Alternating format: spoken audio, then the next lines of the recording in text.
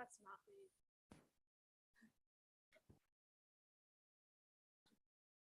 What? I'm joking. It's me. 2007.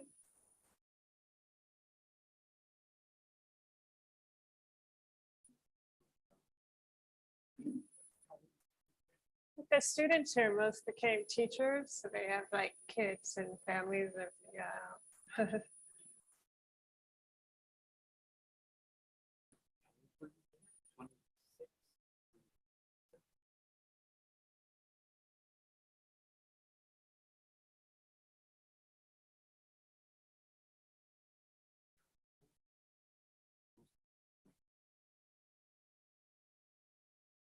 Yeah, my university friends 4 or 5 years younger, but then it created that, like they were saying, a dynamic younger guy friends. Yeah.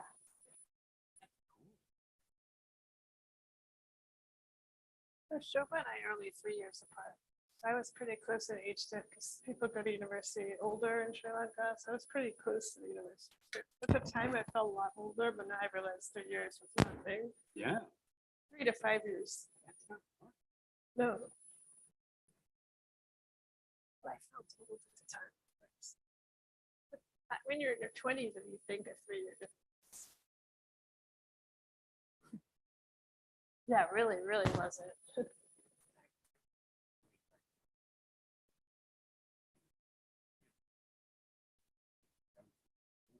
Yeah. And then in India and stuff, I was very close in age to this.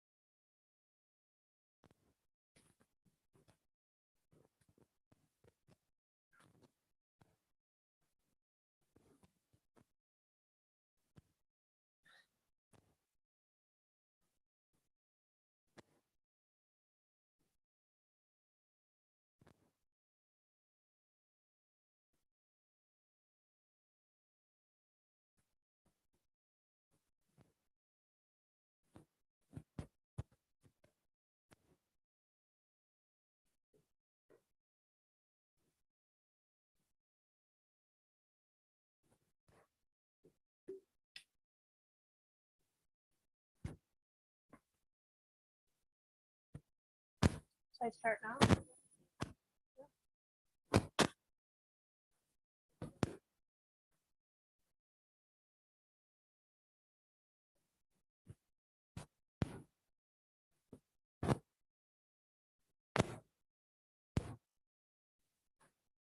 Okay, this lecture is on mother tongue and ethnic difference.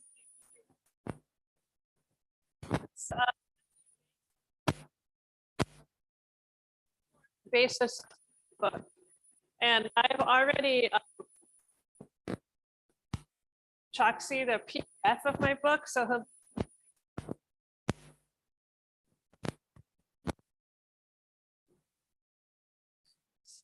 the book is called The Struggle for a Multilingual Future, Youth and Education in Sri Lanka, and it examines the tension between ethnic conflict and multilingual education policy and the linguistic and social practices of Sri Lankan minority youth. So it's based on fieldwork in Kandy, which is a city in central Sri Lanka, and Colombo, the capital city, from 2007 to 2008. So that was during the final years of the Sri Lankan Civil War. And then I came back for summer after the war had ended in 2011 to do some follow-up research. So that's most of the research that went into the book. And it's funny, the image on the cover of the book, that was just a stock image that I found online, but it looked so much like the girls.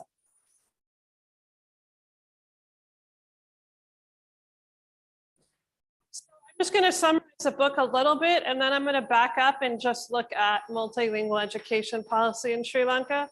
So in the last 2 decades, the Sri Lankan government has sought to promote interethnic integration and national cohesion by instituting trilingual language policies in Sinhala and Tamil, which are national and co-official languages, and English in government schools. But what the book looks at is there a significant gap between the aims of the programs and their implementation in practice. So by focusing on students, teachers, and principals affiliated with a Tamil medium school and a multilingual school, I asked, to what extent can trilingual education policies mitigate ethnic conflict? And how do the experiences of Tamil-speaking girls in Kandy demonstrate the limits of this vision? So this was the core questions of the book. So to back up a little bit, I'll talk about Sri Lankan demographics. So the majority of Sri Lanka's population are Sinhalas, like 75%, and a majority are Buddhists, but there's also Christians, both Catholic and Protestant. The next group are North and East Tamil, 11%. So they lived on the island for centuries, primarily in the North and East, but also in the cities in the South. So they are Hindu or Christian. And then you have upcountry Tamils.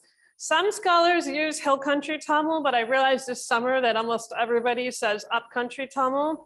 And in Tamil, it's Malayaha Tamil or Malinate Tamil.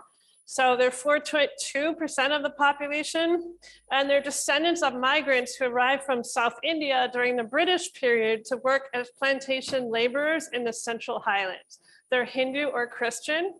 But something's very interesting about this number. It says they're only 4.2% of the population. We now know from new research this is false. They're much a higher percentage of the population. But when upcountry Tamils live in cities, the census enumerators often falsely classify them as North and East Tamils. So there's an NGO now called ISD in Sri Lanka that's doing their own census, and they're having an intervention into this. So I suspect that upcountry Tamils are much higher, maybe as much as 7 or 8% of the population.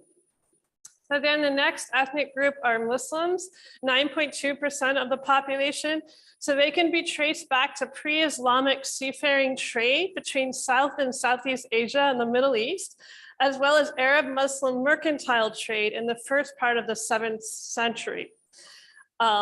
So I was talking to a Sri Lankan Muslim friend yesterday about this course we were talking about, and he was saying that a lot of Muslims came from India to Sri Lanka. They came from Tamil Nadu and Kerala. So he was talking about it would make sense that there's a lot of mixture between the languages. So I thought that was something that's interesting.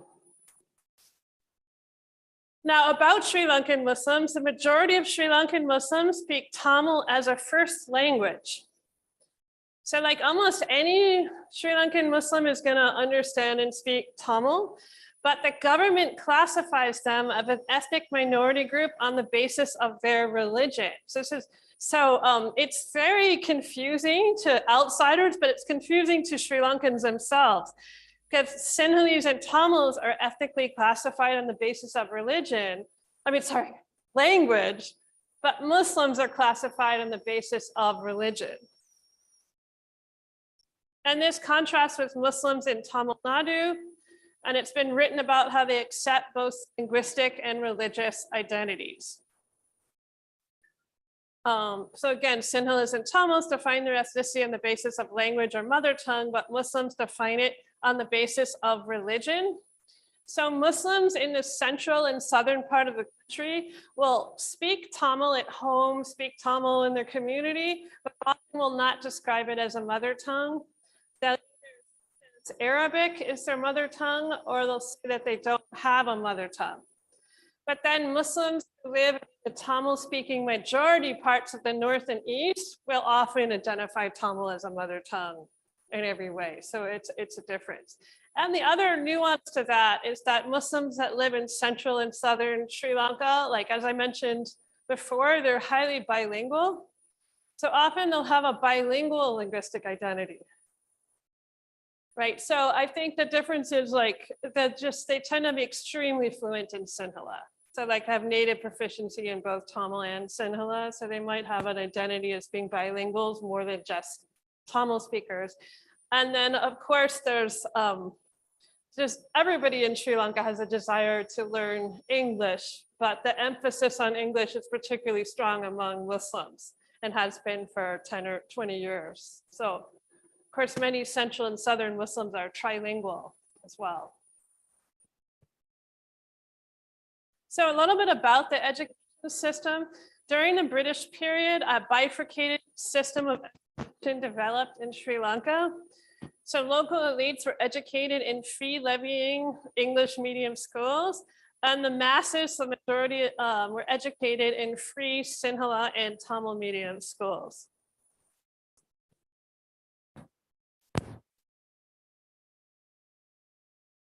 So Sri Lanka is different from other post-colonial contexts, including India, because national leaders replaced English in the state education system with two vernacular languages, Sinhala and Tamil, a decision that had negative consequence for ethnic relations. So this started to happen around the time of independence. In the 1940s and the 1950s, the shift was occurring. So many of the English medium schools became Sinhala or Tamil medium schools at that time. And then it's interesting to talk to older people who were educated at that transition. You know, they'll either say like, oh, it was the last batch of English medium, or they'll say, oh, it was the first batch of Tamil or Sinhala medium.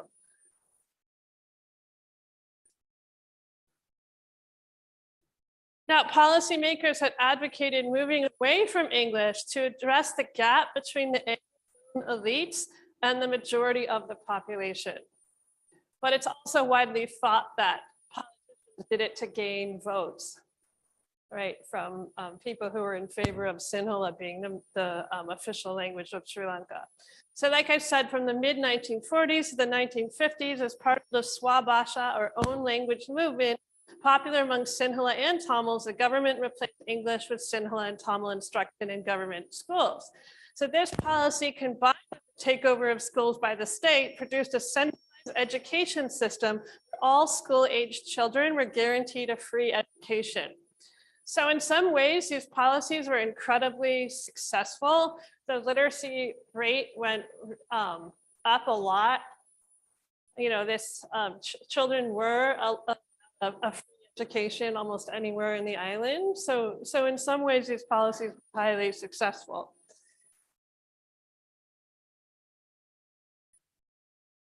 But then it also have to be understood in relation to the Sinhala Only Act.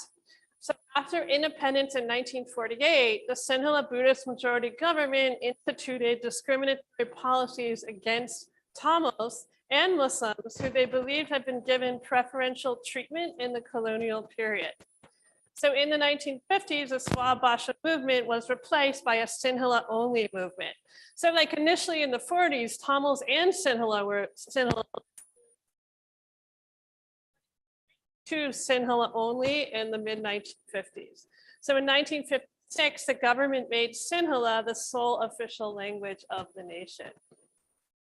So this decision hurt status and future prospects, particularly of English-educated North and East Tamils who had relied on civil service jobs in the South. So in Jaffna, you know, the land is very barren, agriculture is difficult. So there'd been a long tradition of Jaffna Tamils coming to Colombo and coming to the South for civil service jobs. And there also had long been very strong English medium schools in Jaffna because of the influence, particularly of American missionaries. But with the passing of the Sinhala Only Act, many of these English educated Northeast Tamils lost their jobs and their livelihoods, like very rapidly. So there had many attempts to sort of change this policy, but the main change is that Tamil was given status as a co-official language in 1987, and English holds status as a link language. And the whole link language thing is very interesting because it just never defined in policy what that actually means. So now the current president, Ranil Wickremesinghe, he's hoping to be re-elected when they have presidential elections in a year or so. He is talking about making English a national language so that Sri Lanka would have 3 national languages. And people seem pretty broadly in favor of this, but I don't know if it's actually going to occur and what that would actually mean to make English a national language. But as it is now, it's just really like murky and unclear what a linked language is. How are schools organized in Sri Lanka? Schools are organized according to medium of instruction, which is Sinhala or Tamil, and religious affiliation, whether they're Buddhist, Christian, Hindu, or Muslim. But in practice, schools are described by their ethnic affiliations: Sinhala school, Tamil school, Muslim school.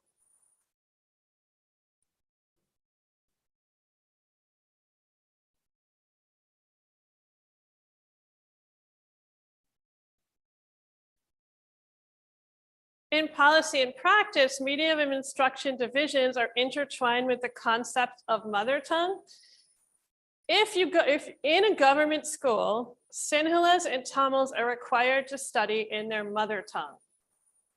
So a Sinhala student would want to study in their mother tongue, Sinhala, but some Tamil students want to study in the Sinhala medium, often because a parent did before, but they're actually not allowed in a government school. It's not permitted.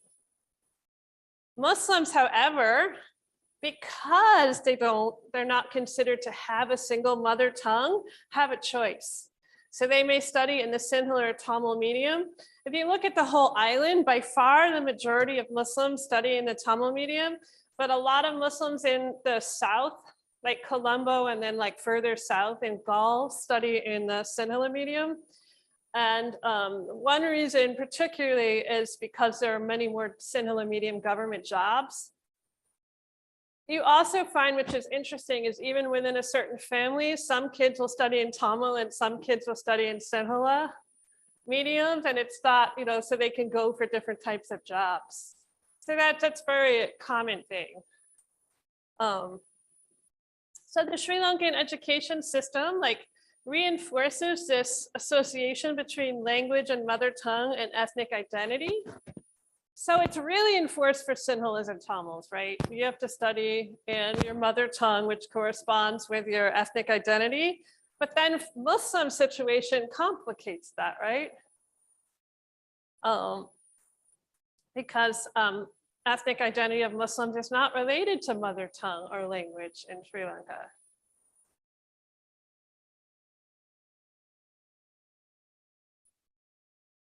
So in the last 2 decades, the Sri Lankan government has sought to promote ethnic integration and national cohesion by instituting trilingual language policies.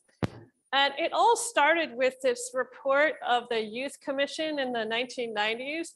And they looked at incidents of violence among Sinhala and Tamil youth. For Sinhala youth, it was the JVP uprising. And for Tamil youth, of course, it was the Civil War. And they decided that this segregation of schools by medium of instruction was increasing ethnic tension and creating the conditions for violence.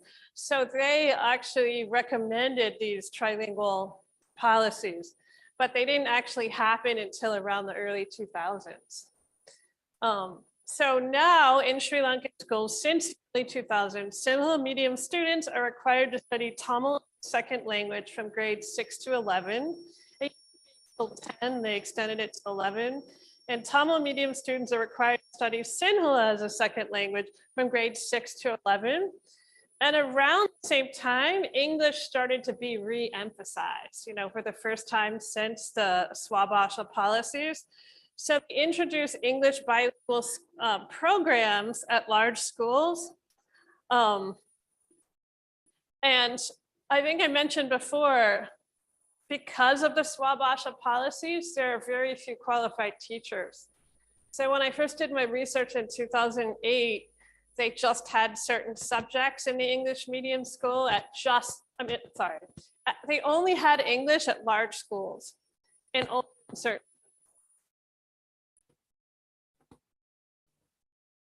In the nation, the only subjects available in English were math, science, and English literature. And when I came back in 2011, it was the same. Now I hear they have up to 5 or 6 subjects. So there's been slow improvement, and it's probably related to more teachers being trained in the English medium. So what are the problems with the trilingual reform? There's a dearth of Tamil as a second language teachers in the South. And there's a dearth of Sinhala as a second language teachers in the North and East. And I didn't know how bad it was until I went back to Sri Lanka, but I talked to some young people from Jaffna, and they said that their school had actually listed Sinhala as a subject that was available, but it wasn't available. There was no teacher. So this one guy who's 26, he said that he didn't think it was a problem that he couldn't study Sinhala. He didn't really care when he was in school, but now he's gotten into business and he realized that it really hurt him that he doesn't have Sinhala. And, you know, everybody's telling him to learn it, but I mean, to learn a language all on your own, to read and write it. If he does training courses, it's a lot of money, you know. So it's a difficult situation. Another problem with the courses is that a lot of these policies are predicated on, like, if you communicate or speak to the other ethnic group, you'll build friendships and you'll sort of reduce misunderstandings. But the TSL and SSL classes themselves focus on reading and writing and not speaking. So the students are not gaining spoken skills. So they're not actually being able to communicate with one another. I remember meeting one girl who had won a Sinhala girl who had won a national prize for Tamil literature, and she couldn't have even the most basic Tamil conversation. And then I talked to the Tamil and Muslim students about it, and they were saying, you can't blame the students. They're just not being taught. You know, their teachers are just not teaching them how to speak at all. So it's a big problem with the curriculum that really has not changed. The problem is still exactly the same, that the class, and I think it's because of the exam-based education structure, you know, which in that sense is very similar to India. The exams are just reading and writing. They don't have any oral exams. And again, this school is one of the best girls' schools in the nation. These girls are going for top marks on their exams. So they're not going to focus on something that's not on the exams, right? Girls at this school earn national marks. So yeah, nationally ranked marks. So it's a problem, and it's not, I don't think it's because the students don't want to, I don't think the students are disinterested in learning to speak Tamil. They're just not being taught it. So my research is in Kandy, which is, it's a Sinhala majority city, but it's highly multi-ethnic. The interesting thing about it too is that it's surrounded by tea plantation areas, which are Tamil majority, and it's surrounded by Muslim villages and towns. If you look at the statistics of Kandy of people who live there, it looks very Sinhala majority, but during the day when people coming in to go to school and business, it becomes much more Tamil speaking. So that was an interesting dynamic. And a lot of people who work in Sri Lanka were like, why did you study Tamil stuff in Kandy? But I don't think people realize, you know, those aspects of Kandy. Right? So I compared 2 schools. One I called Hindu College. It was a mixed girls and boys Tamil medium Hindu provincial school in Kandy, and all the students were Tamil. They were Hindu and Christian. And then girls college. This was the elite national school. So it's a national Buddhist school in Kandy. It started as a girls missionary school. It was a Wesleyan missionary school in the late 19th century. It has Sinhala and Tamil medium streams, as well as English bilingual streams in which students can select subjects in English. And like I told you, that was very limited. So what were my methods? I observed and recorded student, teacher, and student-student interactions inside and outside of classrooms at both schools. And then in addition, I was also interested in the trilingual policies. So I observed Tamil as a second language classes to police officers and administrators, as well as Tamil interactional practices in Kandy and Colombo. My dissertation advisor was like, you can't just do research in school. You have to look at interactions outside of schools as well. You have to hang out with the kids outside of school. You can't just do a classroom project. So that really made it more difficult, but also more interesting, right? So let me just tell you a little bit. This picture is from my research at Hindu College, the mixed Tamil medium Hindu provincial school. They had 5 grades in one room with just small divisions between the different grades. And the noise volume was so high that you could only hear someone if they were like this far from you. So it was very hard to record.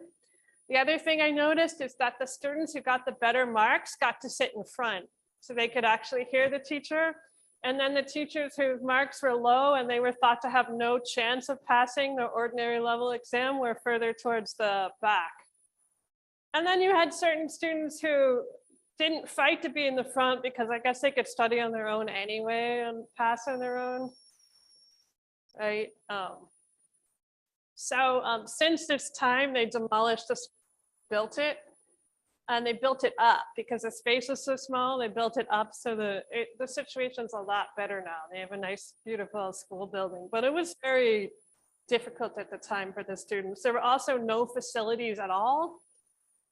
So during the day, there was nowhere they could go. There was no grounds or canteen or anything. They were just stuck in the one room the entire day.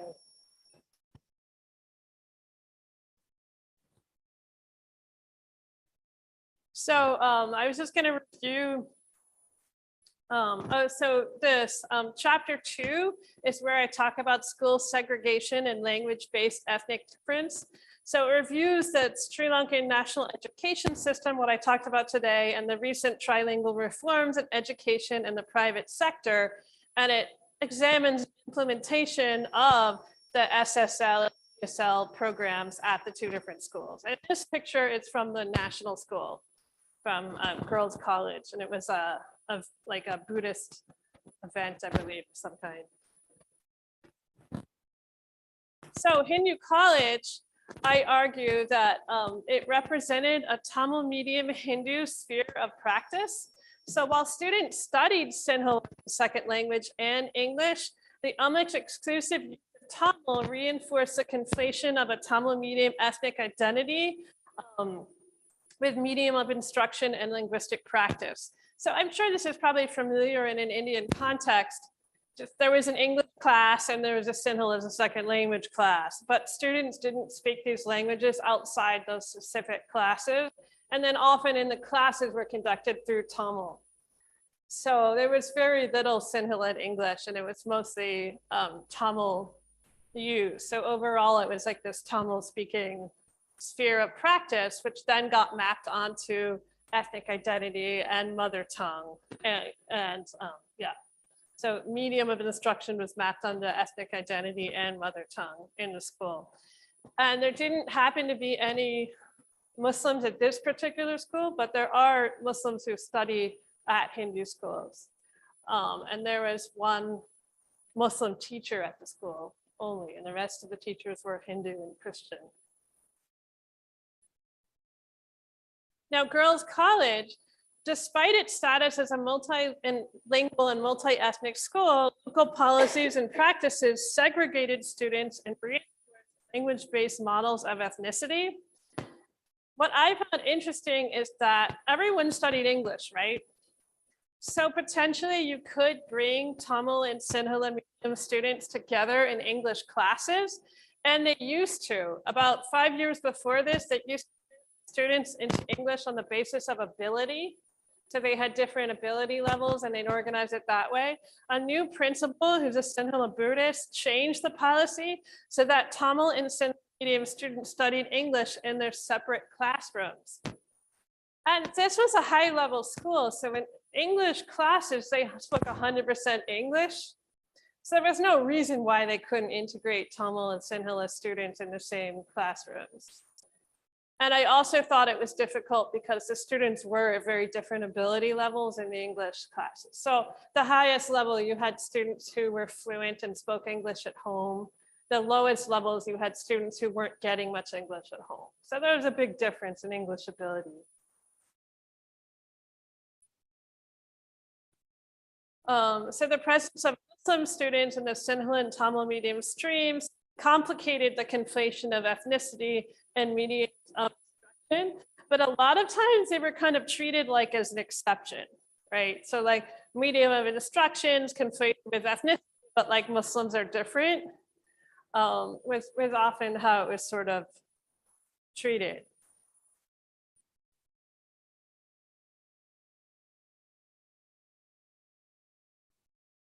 So how did the Tamil second language classes work?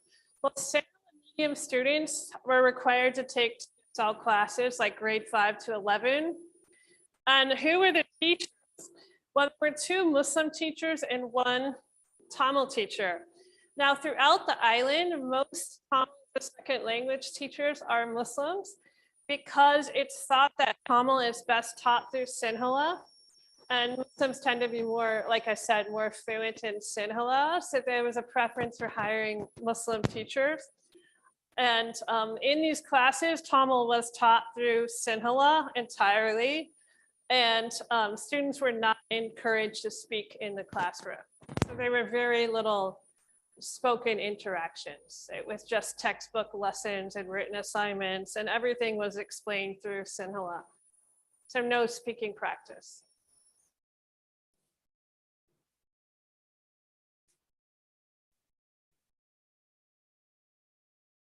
So just as a broad, I mean, you can see the chapter for more detail, but just as a broad conclusion, despite attempts at education reform, the Sri Lankan system continues to segregate students, right, on the basis of medium of instruction and reinforce language-based models of ethnic difference. So some questions to think about is, can multilingual education policies be successful if Sinhala, Tamil, and Muslim students are not integrated in schools? Right now, the majority of Sinhala, Tamil, and Muslim students study in separate schools in the nation. So can these trilingual policies be successful if the students are studying in separate schools? Or do you need to overhaul the entire education system and create more integrated schools? And what policies and programs would facilitate interethnic communication? So right now, the Sinhala medium students are studying Tamil but not speaking it, and they're not speaking it to Tamil and Muslim students. What kind of programs could you implement that would encourage interethnic communication and language learning? And would it be through English as a link language? Right, so those are some questions to think about. Okay, so we actually have some time before the end of this session. Do you guys have any questions or comments to make about this? You could think about these questions, yeah.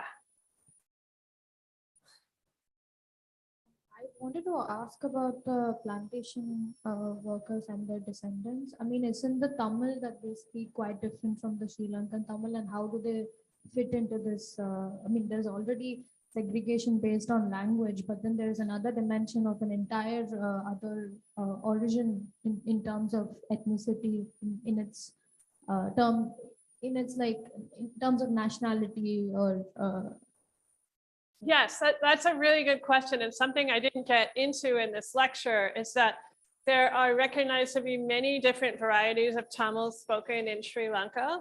And one of the main differences is that I think you guys know that people in Jaffna in the north speak a very different variety of Tamil.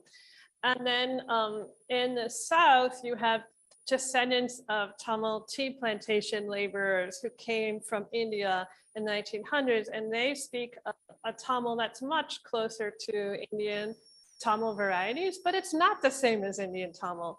It's got a lot of influence of Tamil and Bhattikalua Tamil in the east. And I think a lot of it, they're different grammatical structures, but they're just also like the common words are just a little bit different than in Tamil Nadu. So even my upcountry friends who are descendant of plantation laborers, when they come to India, people are like, oh, you're from Sri Lanka. Like, so they're recognized as different too. But their upcountry Tamil is definitely closer to Indian Tamil than it is to Jaffna Tamil. But then you also have Batikaloa Tamil in the east, which is highly distinct from Jaffna Tamil and upcountry Tamil. So Jaffna has long been thought to be a center of Tamil civilization, culture, and language. And Jaffna Tamils were very dominant in government administrative positions and education. For a long time, when people thought of teachers, they just thought Jaffna Tamils, because that's all the teachers were, right? So there's long been a hierarchy where Jaffna Tamil is supposed to be the best Tamil, the most pure, the most original. And all other varieties were thought to be lower than that. But since the end of the war, there's been a radical change in thinking among the government and among laypersons. And it's the idea that there are more Tamils now in the South than in the North and East, potentially. And there's been tremendous social mobility among Muslims and among upcountry Tamils. They've both entered higher education, professions, government jobs. So the thinking of it is starting to change. And the way you can see that in policy is that, you know how they study Sinhala as Tamil as a second language? The curriculum has writing and speaking, but they don't speak it. They write spoken forms, right? That's the difference. Those spoken forms used to not only be Jaffna Tamil, but Jaffna Tamil based on like villages. Like this village has the most pure Jaffna Tamil. We'll use this as the basis of the curriculum. Now it's changed. The curriculum now includes Jaffna Tamil and upcountry Tamil. And a lot of that is because upcountry Tamils are in these teachers and in these government jobs, and they're pushing for it post-war. So a lot of people who are not from a Jaffna background feel that it's not fair that Jaffna Tamil has been so dominant, and they're trying to decentralize Jaffna Tamil. And they want people in Sri Lanka and the rest of the world to realize that Sri Lanka is a nation where many varieties of Tamil are spoken, and they're equally valid and important. So these plantation workers who migrated were also from the lower castes of Tamil Nadu back then. They were also Rural from, parts of Tamil Nadu? no, they were part of the lower castes from Tamil Nadu. They were also often Dalit workers. So then, are they identified in the Sri Lankan education policy or any other policy as economically backward, or are they considered a minority that might require any kind of reservation or something like that? Is that there? Not on the level that has occurred in India. And you're right that the descendants of plantation laborers, the majority are lower caste, but not all. So there's caste diversity, but I think there's a tendency for Jaffna and Jaffna to just think of everyone as low caste, but people are all different castes, but definitely the majority are low. But one difference is that in the 1970s for, I think it was 1972, there was an education policy that I think it made it a policy that a certain number of kids from each region had to be admitted to universities. So that policy hurt Jaffna Tamils a lot, and it helped upcountry Tamils and Muslims. So that's another reason why these groups have come to education in the professions, is this policy change. So that's equivalent to what you're saying. They're also right now, the Sri Lankan government is, the plantation sector has suffered a lot after COVID and the economic crisis. So I think the majority of the plantation sector is food insecure. So now the current president is working on a lot of policies to benefit those groups, but that's still in process. Hopefully it will happen, but yeah.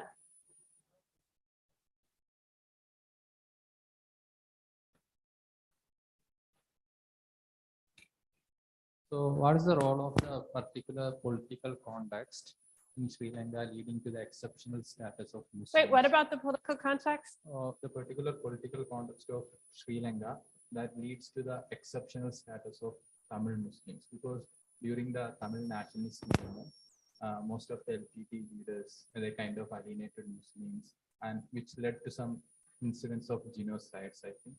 And whether Muslims were kind of adopting a policy of kind of this status of an exception from Tamil because of such politics, internal politics, because we cannot find a similar situation in Tamil Nadu or any other. I think this, here, you can take it. I think, yes. So the reason why Muslims differently situate themselves relates to the specific history of Sri Lanka. And that's why you can't find it in any other case in India. And I think what you were talking about is forced all Muslims to leave Jaffna. And in some cases, they had to leave so fast, they left their homes and belongings, and they were just taken. So many had to move to like refugee camps and things. And probably the main scholar of Sri Lankan Muslim language and identity is Professor Nukman. He's from that population. So in 1990, when he left Jaffna, he came to Kenya and became a professor. So you find a lot of people from those populations. So when that happened in 1990, certainly Muslims radically separated themselves from any sort of link with Tamil people. But Muslims wanting to distinguish themselves from Tamils happened earlier in the 1800s with the census. One of the first census had called Muslims Tamils, and many prominent Muslim intellectuals in Colombo fought against that to ensure a separate category, to ensure separate rights. So it's been going on for a long time, but certainly what happened in 1990, made most Muslims align with the Sinhala majority government and not, of course, not Tamil separatist groups. So what he's bringing up is a really, really good point. The separate religion-based Muslim identity in Sri Lanka is entirely related to historical and political events very specific to Sri Lanka.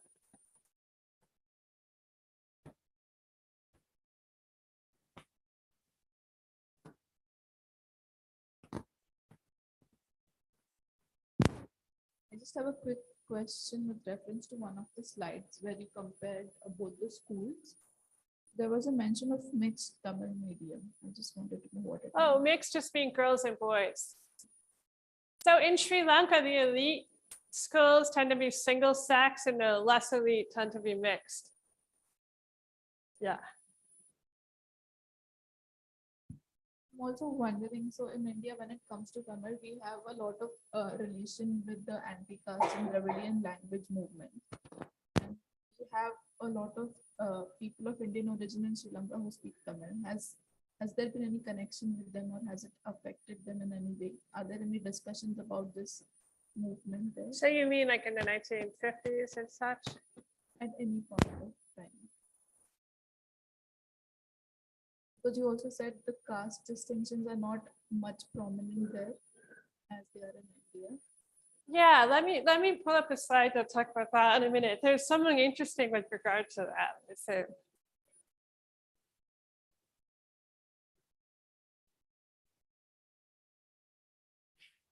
when you look at these demographics, it doesn't give you a full picture if you go to Colombo. So if you go to Colombo, sure, you're going to find North and East Tamils and upcountry Tamils, but this entirely different category of people who describe themselves as Indian origin Tamils. So it's just people who came from India sometimes in the last 100 years. Some, are Telugu mother tongue speakers. Some, they came for business or from different communities, caste groups, everything like that. So until recently, there has been a lot of migration from India for opportunities.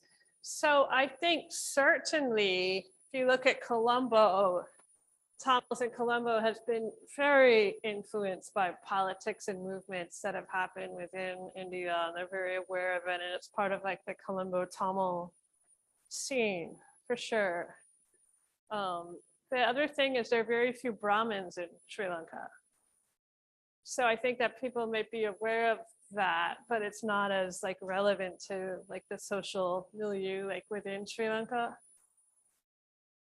So is that makes sense? But yeah, no, so I find this category, the other thing that's really interesting is that I found during this research that people are less interested in calling themselves upcountry Tamils who live in Colombo because they're upwardly social mobile and business owners and becoming successful, and they don't necessarily want to connect themselves to the plantation history.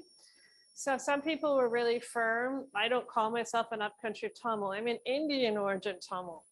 So they're really identifying as being from Colombo, but they're identifying with their Indian roots. And that's the main part of their social identity now. So that's sort of, I don't know if it's a change because I didn't do much research before, but it's certainly something that's occurring now. And also some people are saying, why do we have to have different categories of Tamils? We're all Tamils, we speak Tamil. Let's just say you're a Tamil who lives in Colombo, you're a Tamil who lives in Kenya. So people are rejecting these different designations. And they're saying the differences between us in dialect or caste or class, they don't matter, we're all Tamils. And of course they do matter, but I think the young people in particular are wanting to distance themselves from it. But that's also because if you study in a Tamil medium school in Colombo, you're encountering Tamil speakers from all different backgrounds. So the young people want to reject these divisions. Like the Gen Z kids, yeah. Caste was the same way it does in India, I mean, especially among the Muslim and the Christian communities. Does caste work the same way as it does in India, and the distinctions and the hierarchies? And Oh, among the Tamil speakers who are Muslim and Christian? Yeah, so I mean, Christians are a minority group within Sri Lanka, and there are definitely pretty big differences between Tamil Catholics and Protestants and Hindus.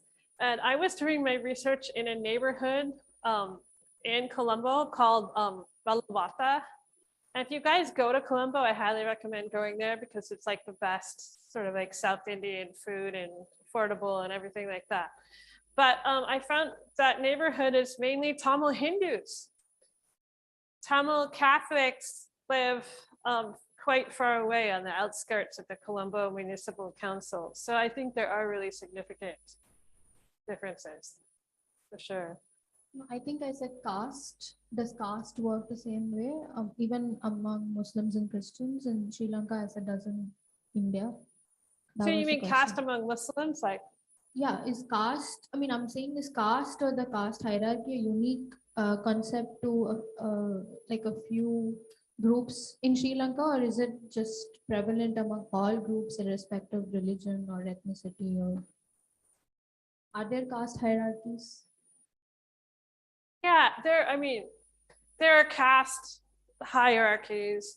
In the school I did research, there were Christian students and teachers would say things like, well, they're Christian, but obviously they converted from a low caste.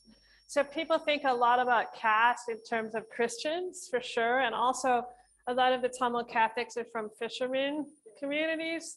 So I actually heard a lot of bias about that in my last research. So that is certainly very matter all in Sinhalese in Sri Lanka, but caste it's more rigid in Jaffna for sure.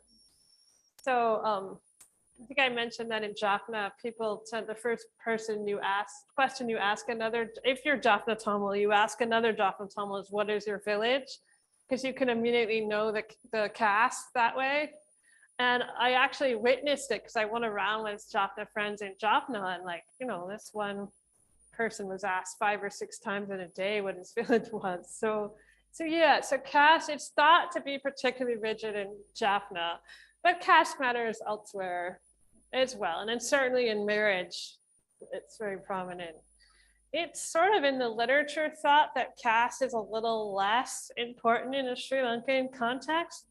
I honestly don't know if that's true, because I haven't made a systematic study of caste. I think the longer I do research in Sri Lanka, the more I realize that caste is a really, really salient hierarchy. So I'm not sure how much I agree with that idea.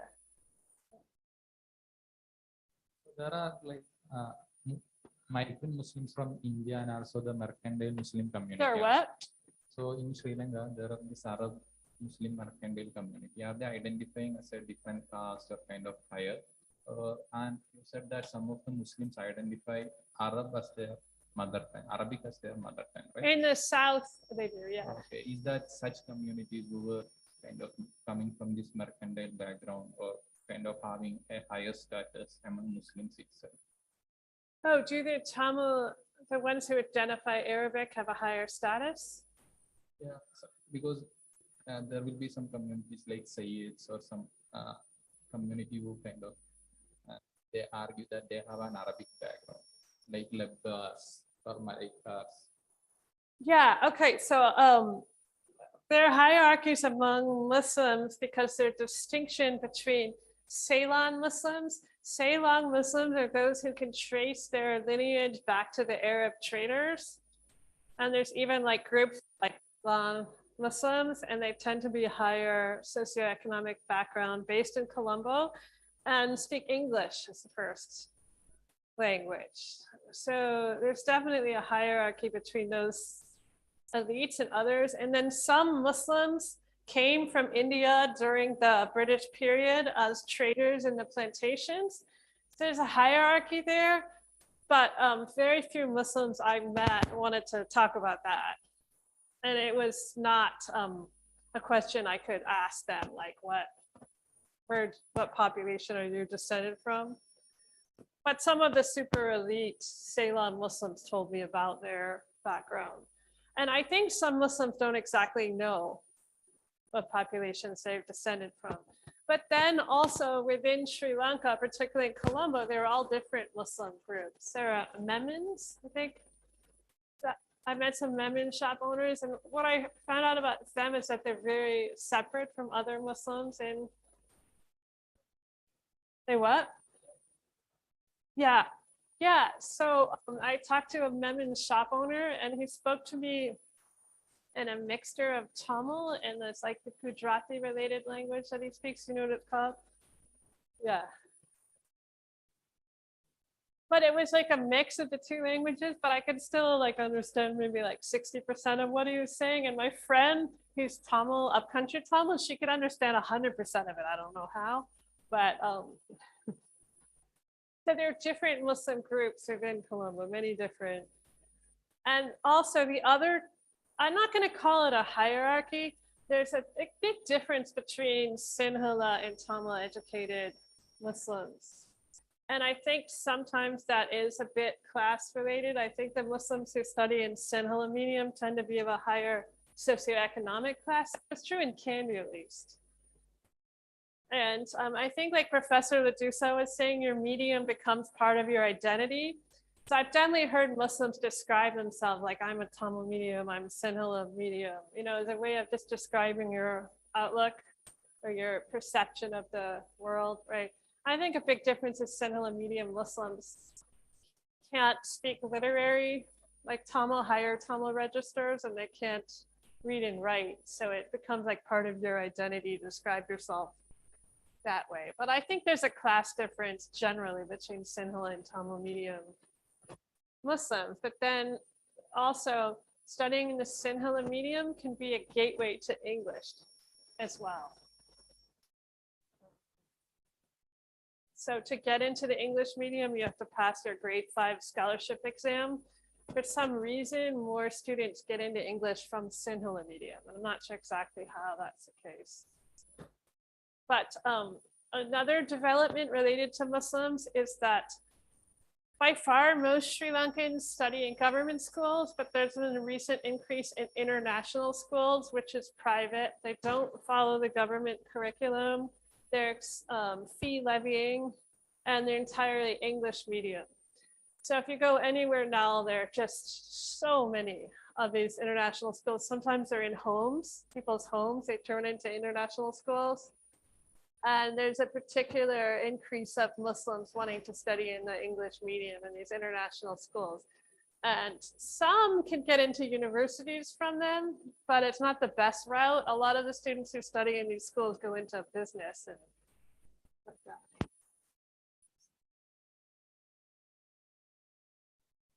Any other questions? Okay, should we take a break? Okay, all right.